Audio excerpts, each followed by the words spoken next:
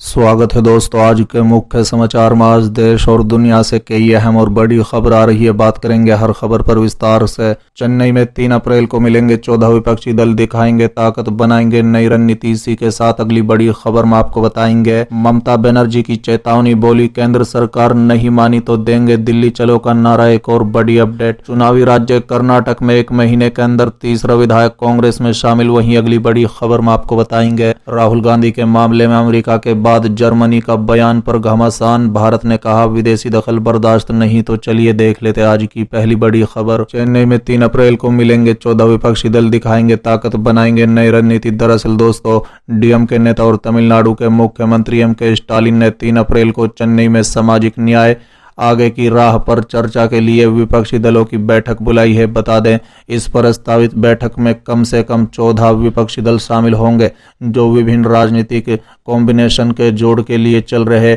कोशिशों के बीच शक्ति प्रदर्शन में शामिल होंगे। बता दें के साथ ही ऐसा माना जा रहा है कि लोकसभा चुनाव 2024 के लिए विपक्षी दल रणनीति बनाएंगे। उम्मीद है कि बीजू जनता दल और वाईएसआर कांग्रेस के नेता भी इस बैठक में शामिल होंगे। 3 अप्रैल को होने वाली बैठक विभिन्न राज्यों में सीबीआई जैसी संघीय एजेंसियों के मनमाने उपयोग के खिलाफ अदालत जाने के लिए 14 विपक्षी दलों के हाथ मिलाने के बाद हो रही है। बता दें कि झारखंड के मुख्यमंत्री और जेएमएम नेता हेमंत सोरेन, बिहार के डिप्टी सीएम और आरजेडी नेता तेजस्वी यादव, यूपी के पूर्व सीएम और सपा अध्यक्ष अखिलेश यादव और नेशनल कॉन्फ्रेंस के नेता फारूक अब्दुल्ला और इसी के साथ अन्य नेता शामिल है। बता दें, वाईएसआर कांग्रेस और बीजेडी पहली बार इस तरह की बैठक में शामिल होंगे। हालांकि दोनों दलों ने डीएमके के अपनी भागीदारी की पुष्टि अभी नहीं की है। हालांकि विपक्षी नेताओं ने कहा है कि बीजेपी और वाईएसआर कांग्रेस नेताओं की बैठक में भाग लेने की संभावना है, क्योंकि ये केवल विपक्षी दलों की राजनीतिक बैठक नहीं है, बल्कि सामाजिक मुद्दे पर चर्चा के लिए बुलाई गई है। बता दें कि शिवसेना की ओर से बैठक में भाग लेने पर कोई निर्णय नहीं लिया गया है, जबकि कांग्रेस पार्टी, आईयूएमएल और एमडीएम के भी एक ऐसे मुद्दे पर बैठक में भाग ले रहे हैं जो प्रत्येक राजनीतिक संगठन के लिए महत्वपूर्ण है। बता दें, विपक्षी नेताओं का मानना है कि अगर उड़ीसा के मुख्यमंत्री नवीन पटनायक की पार्टी और वाईएसआर इस कार्यक्रम में शामिल होते हैं तो ये व्यापक असर पैदा होगा। बता दें, इसलिए क्योंकि दोनों दल नरेंद्र मोदी सरकार के समर्थक रहे हैं और कांग्रेस जैसे कई विपक्षी दलों से दूरी बनाए रखी है। योजना में शामिल कुछ राजनीतिक पदाधिकारियों ने संकेत दिया है कि पश्चिम बंगाल की मुख्यमंत्री ने विपक्षी कार्यक्रम में पटनायक की बेइज्जती को शामिल करने की पहल की और एनसीपी सुप्रीमो शरद पवार आंध्र प्रदेश के मुख्यमंत्री वाईएस जगनमोहन रेड्डी के साथ बातचीत कर रहे थे। बता दें, टीएमसी के राज्यसभा नेता डेरेक ओब्रायन ने कहा है कि विपक्षी एकता एक ऐसी प्रक्रिया है जिसमें एक समय में एक कदम उठाने की आवश्यकता होती है। हम महत्वपूर्ण मुद्दों पर एक बड़ा मंच बनाने की कोशिश कर रहे हैं। तृणमूल कांग्रेस सुप्रीमो और पश्चिम बंगाल की मुख्यमंत्री ममता बनर्जी ने सभी विपक्षी दलों से बीजेपी को हराने के लिए एकजुट होने का आग्रह किया है। एचडी के मुताबिक एक अन्य नेता ने कहा है कि यह भी तय किया गया है स्टालिन आधे घंटे तक बोलेंगे और अन्य प्रतिभागी खुद को 7 मिनट तक सीमित रखेंगे, ताकि ये सुनिश्चित हो सके कि सभी को अपनी विचार व्यक्त करने का उचित समय मिला। चलिए अगली खबर, ममता बनर्जी की चेतावनी, केंद्र सरकार नहीं मानी तो देंगे दिल्ली चलो का नारा। दरअसल दोस्तों, पश्चिम बंगाल की मुख्यमंत्री ममता बनर्जी ने कहा है कि अगर केंद्र सरकार ने उनकी बात नहीं मानी तो वो दिल्ली तक मार्च कर सकती है। बता दें, द टेलीग्राफ में प्रकाशित खबर के मुताबिक ममता बनर्जी ने इस ऐलान के साथ ही दावा किया कि उन्होंने कोलकाता के लंदन से बेहतर शहर बना दिया है। बता दें कि ममता बनर्जी ने कहा है कि ऐसा लगता है कि अब वो वक्त आ गया है जब सुभाष चंद्र बोस की ओर से देश को आज़ाद करने के लिए दिया गया दिल्ली चलो का नारा दोहराते हुए दिल्ली तक मार्च किया जाए। बता दें, अगर सरकार का मनमानी भरा रवैया नहीं रुका, लोगों को उनके अधिकारों से वंचित रखा गया, तो हमें दिल्ली तक एक और मार्च करना होगा। बता दें कि भारत की आज़ादी की 75वीं वर्षगांठ पर हम नेताजी गांधी जी, अम्बेडकर और मौलाना आजाद समेत दूसरे तमाम नेताओं की तस्वीरों के साथ दिल्ली के लिए मार्च करेंगे। ममता बनर्जी ने इस ऐलान के साथ ही ये भी बताया कि उनकी पार्टी इस मार्च को कैसे आयोजित करेगी। उन्होंने कहा है कि हम ट्रेनों में टिकट लेंगे, ज़रूरत पड़ी तो लोगों से पैसा लेकर दिल्ली पहुंचेंगे। अगर आप हमें ट्रेन में रिजर्वेशन नहीं कराने देंगे तो लोग आप पर उंगलियां उठाएंगे।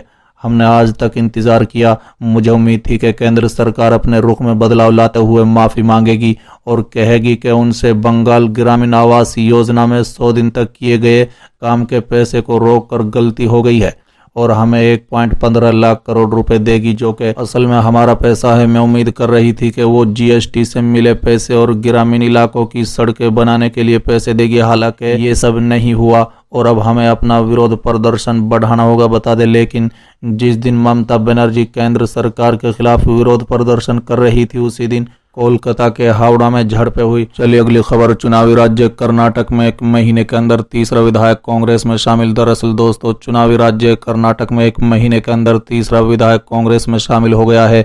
बता दें कि पूर्व विधायक श्रीनिवास यानी गुब्बी श्रीनिवास उर्फ वासु ने बृहस्पतिवार को कांग्रेस का दामन थाम लिया। वो इस महीने पद से इस्तीफा देकर कांग्रेस में शामिल होने वाले तीसरे विधायक है। बता दें कि जबकि 10 मई को राज्य में विधानसभा चुनाव होना है।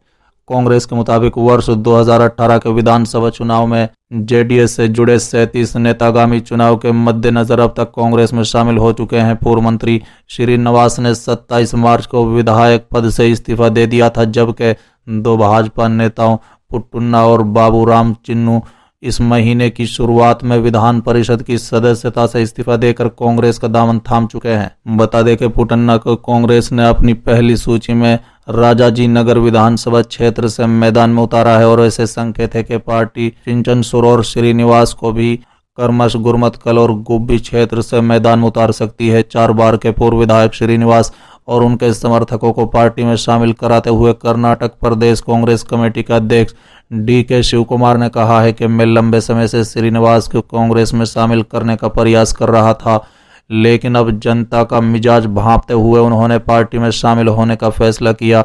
उनके शामिल होने से पार्टी न केवल तुमकुरू बल्कि पूरे पुराने मैसूर क्षेत्र में मजबूत होगी। बता दें कि श्रीनिवास ने कहा है कि कांग्रेस में शामिल होने के इच्छुक लोगों की एक लंबी फहरिस्त है, इसे आगामी दिनों में चरणबद्ध तरीके से सार्वजनिक किया जाएगा। चलिए अगली खबर, राहुल गांधी के मामले में अमेरिका के बाद जर्मनी के बयान पर घमासान। भारत ने कहा विदेशी दखल बर्दाश्त नहीं। दरअसल दोस्तों, भारत ने कांग्रेस नेता राहुल गांधी के सांसद सदस्यता छीनने पर जर्मनी की टिप्पणी को लेकर कड़ी आपत्ति जताई है। बता दें कि भारत ने स्पष्ट किया है कि देश के अंदरूनी मामले में विदेशी दखल बर्दाश्त नहीं है, वहीं इस पर सियासत भी शुरू हो गई है।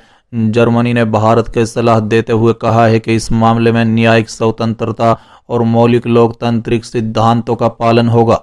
इस पर कांग्रेस नेता दिग्विजय सिंह ने ट्वीट किया, भारत में कैसे राहुल को प्रताड़ित कर लोकतंत्र से समझौता किया जा रहा है, ये बात संज्ञान में लेने के लिए जर्मनी के विदेश मंत्रालय का शुक्रिया। बता दें कि इस पर कानून मंत्री किरण रिजिजू ने कहा है कि भारत के आंतरिक मामले में हस्तक्षेप के लिए विदेशी शक्तियों को आमंत्रित करने के लिए राहुल को धन्यवाद, लेकिन ध्यान रखें विदेशी हस्तक्षेप भारतीय न्यायपालिका को प्रभावित नहीं कर सकता है। भारत अब विदेशी प्रभाव को बर्दाश्त नहीं करेगा।